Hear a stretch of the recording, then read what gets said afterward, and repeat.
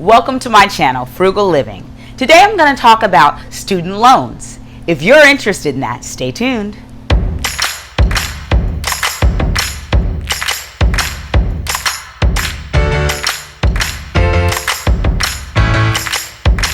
Thanks for joining me today as I talk about student loans. There's been a lot of talk about student loans with the new government order that has put student loans on pause. A lot of us, I have student loans, and a lot of us out there that are paying student loans have felt a bit of a sigh of relief that right now we don't have to pay the student loans. I'm going to go over some of the things that the president said and what it means for those of us who have student loans. All right. With the research that I did, if your student loans are owned by the government, such as Stafford loans or direct loans, this applies to you. If you have private loans through your college that is not a government loan, you need to look in and contact your school to see if you are required to pay.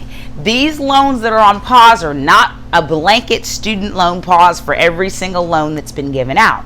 There are loans that this does not apply to, so make sure that you contact your school and your loan officing company to make sure that your loans are on pause, because if they are not a government issued loan, they are not on pause. This is all this was talking about. Although loans are on pause, the HEROES Act that a lot of talk has been about has not passed, meaning loans are not forgiven right now. There's a difference between the word forgiveness and forbearance.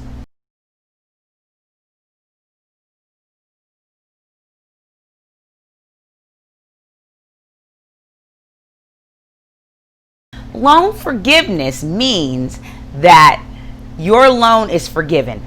You are done. You don't have to pay anymore. And there are special situations that this can happen.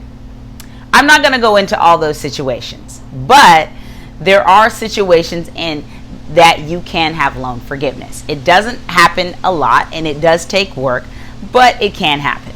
In this case, we're talking about loan forbearance, meaning that your loans are not forgiven, they're not washed away, they're still there. What they're doing is pausing your loans.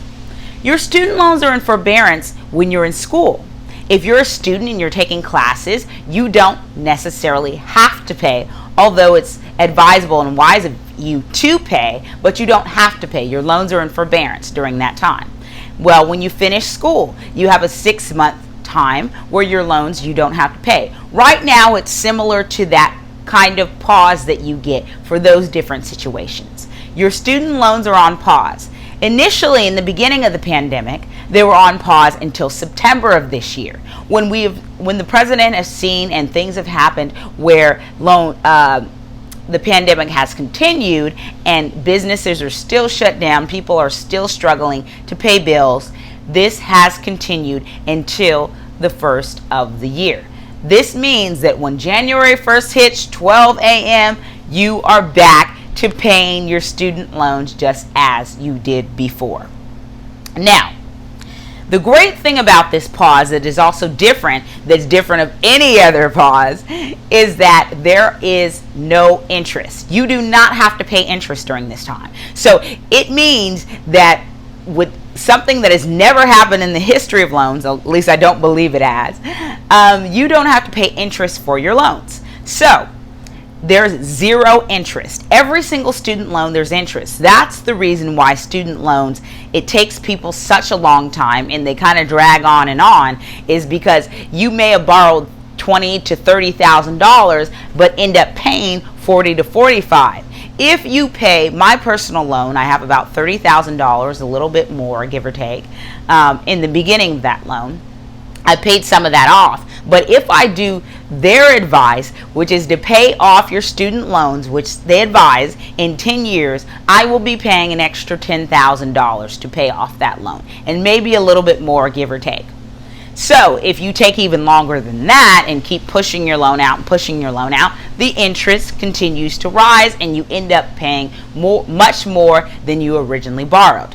This is a different situation. Right now, you don't have to pay interest. So we'll talk a little bit more about that. Forbes recommends that you have a game plan when things do go back to normal. So you may say, hey, I don't have to pay, woohoo, I'm done.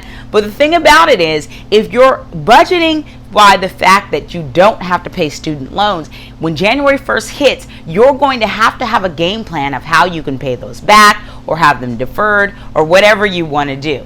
I recommend having a game plan. How am I going to earn some extra money to pay back these loans?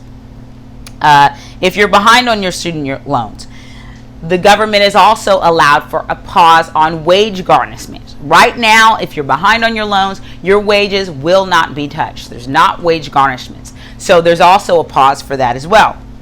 And for more information about this, I'll link on the description the Department of Education's website so that you can look into this. Now I'm going to talk about my personal opinion on the situation. I think that if you're able to pay, maybe earn different extra money here and there. I got a temp job and I was able to earn some extra money. I've been putting that into my student loan because I know that I don't have to pay interest. So the money that I do put into my student loans is going to go farther than it ever has. So my recommendation is, if you can pay, try to pay your student loans and keep up with those payments, because right now you don't have to pay the interest for it. There's nothing stopping you from continuing to pay your student loans.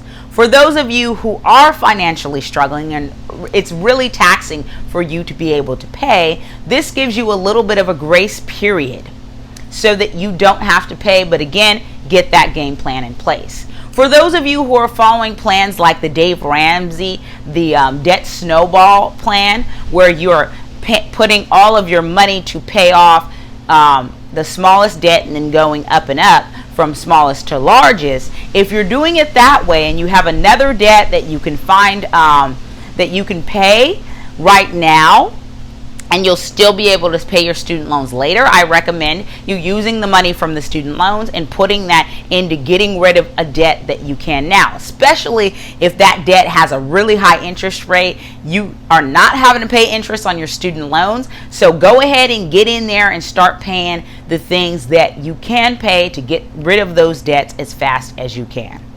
So the con of this whole situation is that loans are not forgiven and you still have to pay it. I've said that a lot. I don't want to belabor that point, but just make sure you do understand that. All right, I hope you enjoyed this brief discussion I had about student loans. Put in the comments what your plan is for student loans. Are you going to keep paying? Or are you going to go ahead and use this grace period to pay other debt? Or are you going to just try to build up your emergency fund? What are you going to do?